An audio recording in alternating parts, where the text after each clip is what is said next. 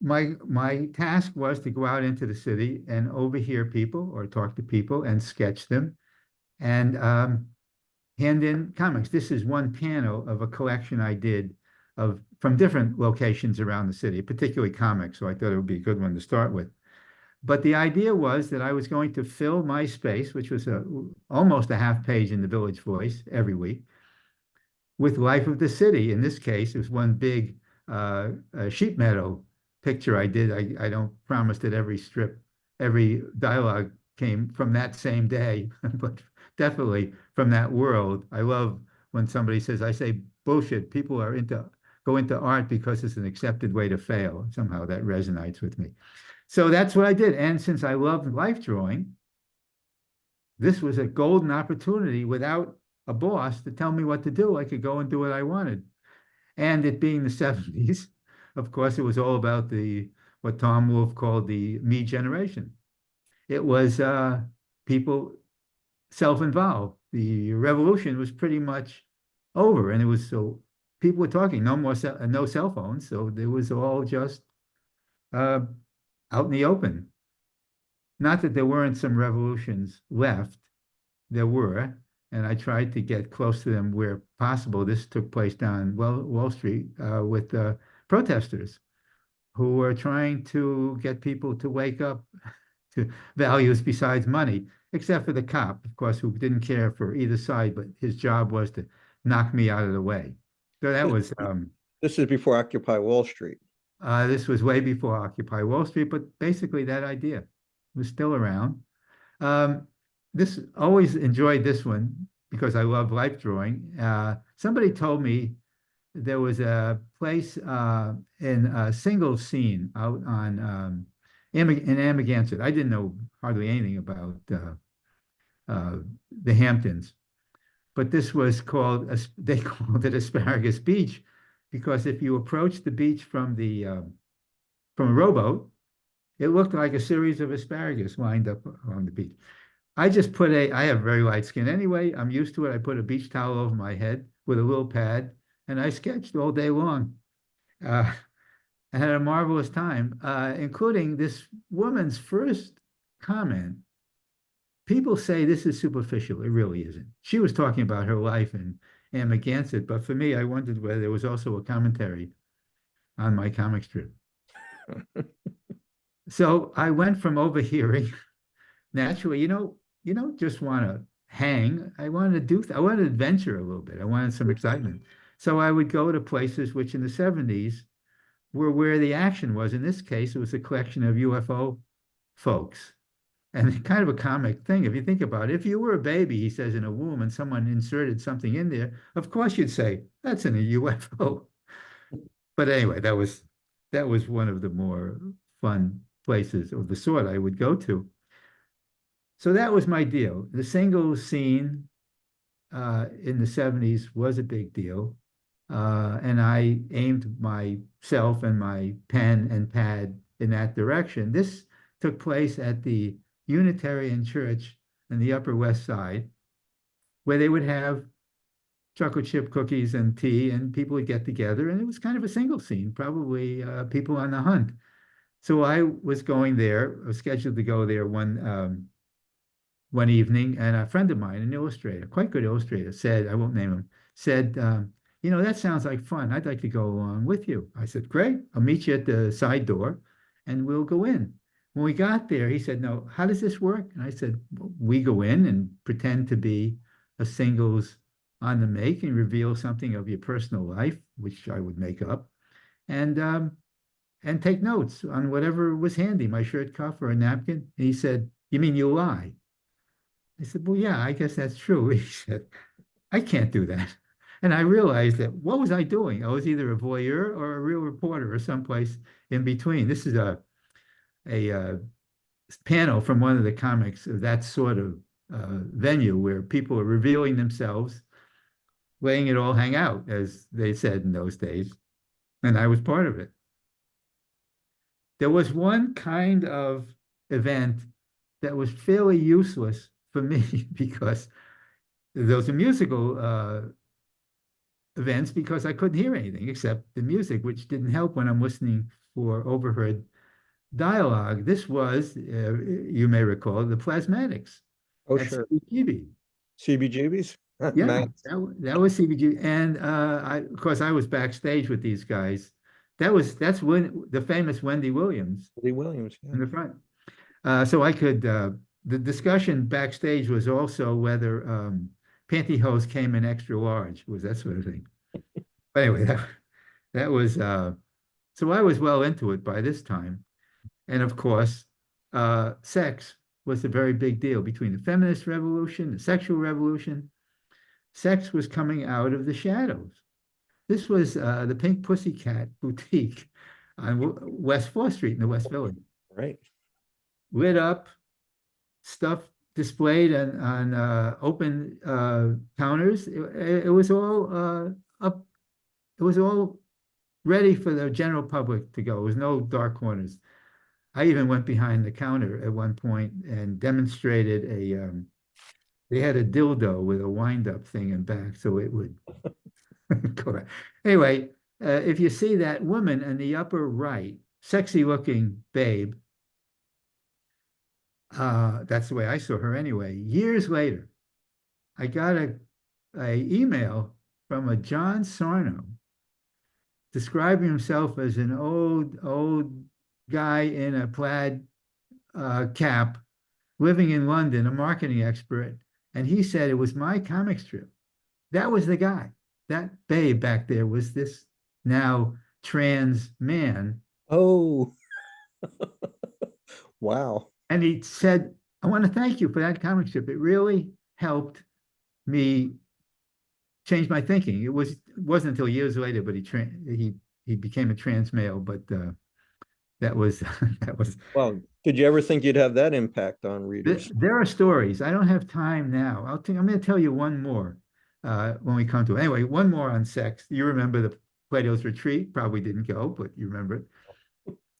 I went. By the way, bumped into someone walking around with my little pad, and everybody else is naked and having sex and doing what you did in Plato's Retreat.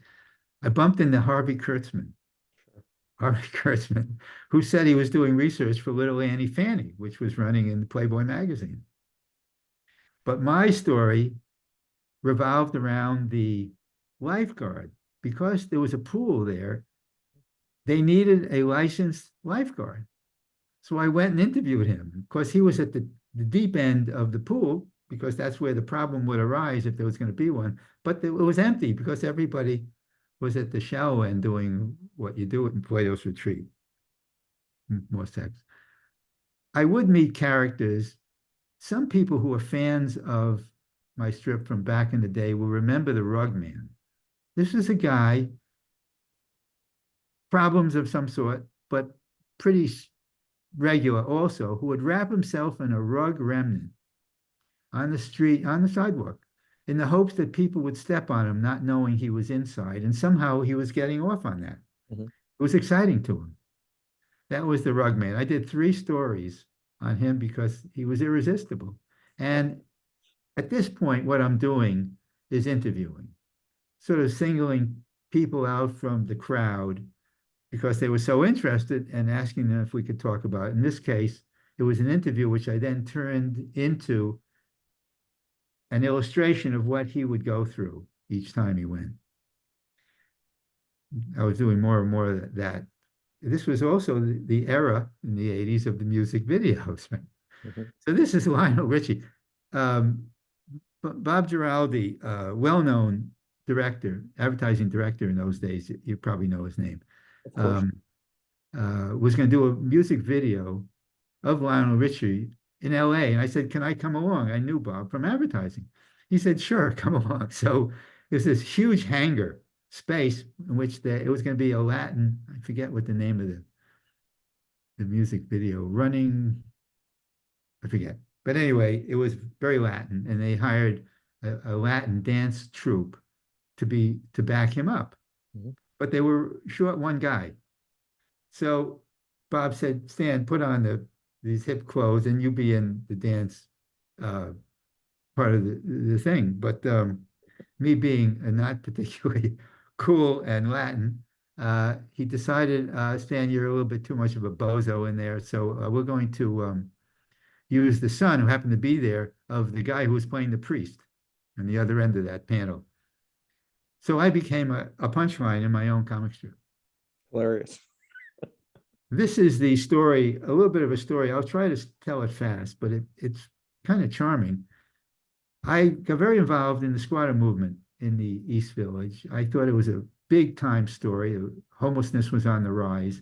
Empty warehouse buildings were left by owners who couldn't keep them up, left with the city, who didn't know what to do with them either. And it was a sad situation. In Tompkins Park, there were people sleeping in refrigerator boxes, and right across the street were warehouse buildings. So there are a lot of squatters in these buildings. I became friendly with a couple, Rex and Rosemary, especially with Rex, who was a great old character, probably an alcoholic, tough guy from, well-educated, but tough guy from the West someplace. And I hung out with him because he was just what squatting, in a sense, was all about, including him backing down drug dealers who wanted to take over this abandoned building and turn it into a supermarket of drugs. But he stood up to them, this one guy, against mafia types with guns, and backed them down. So I talked to him a lot, and he said, you know, I have a daughter in town. The she runs a column, a gossip column for New York Magazine, and she graduated Barnum. I said, yeah, right, Rex. He said, her name is Jeanette Walls. Wow. So I said, well, I got to at least check it out. I'm a reporter in a sense. I got to find out. Called her up, got her on the phone, said, this guy, and I told her the story. And there's this dead silence for a moment on the other end.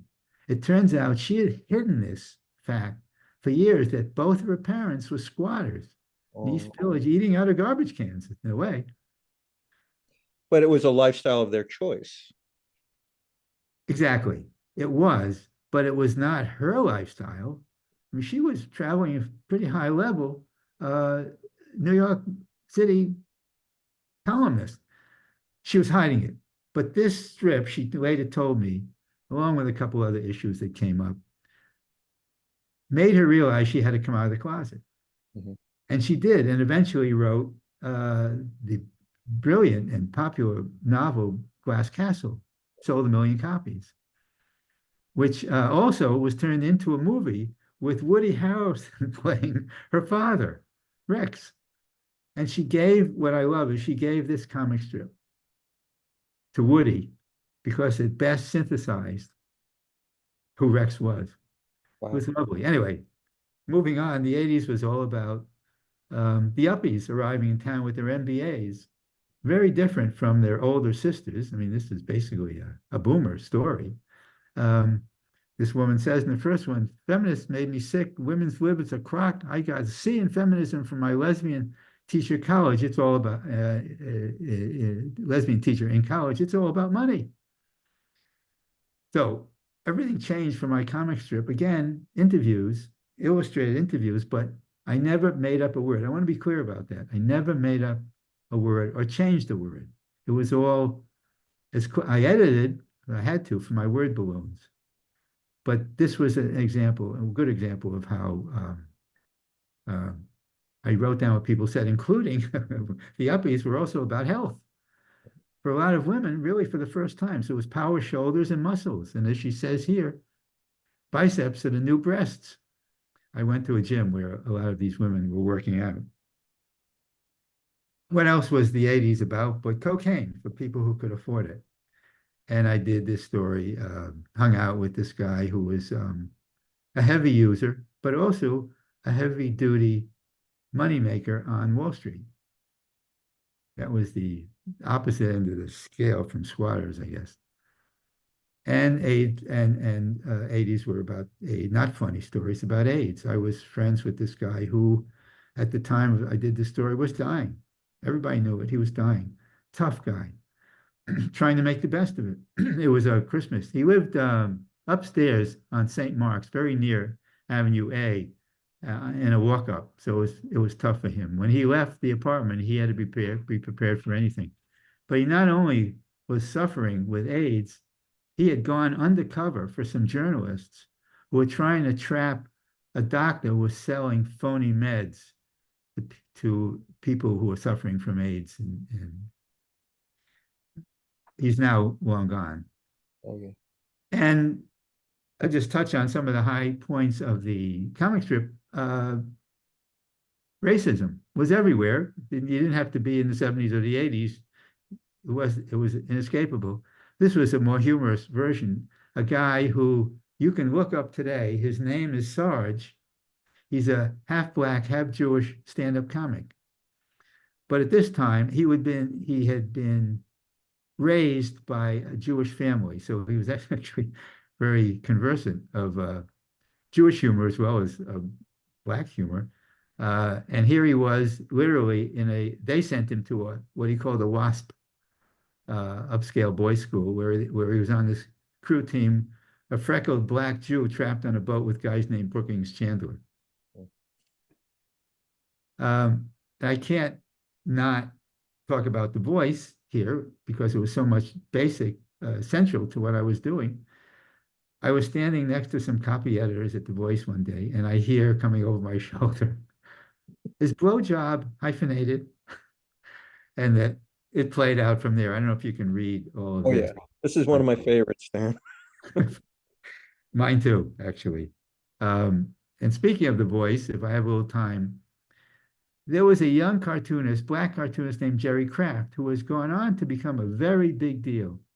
You can tell by how many of his books are censored, pulled off the school library shelves in the South and the Southwest. But when he started out, a black guy, he couldn't get a toehold with any syndicate. As this woman says, I see here that one of your black characters goes to a barber. We already have a black character who goes to a barber. Finally, they said to him, go to The Voice. The Voice, you can say whatever you want. It's your best shot. So he goes to The Voice and he talks to the art director who I was there, who was a friend of mine, says, your stuff is too clean and tame. Is it possible for you to use fuck in the first panel? So that was The Voice in those days. But by this time, it's coming close to the 20 years of me doing this stuff. I'm hanging out with people who are now a little bit older. This was Iron Prostate was a punk band I spent some time with.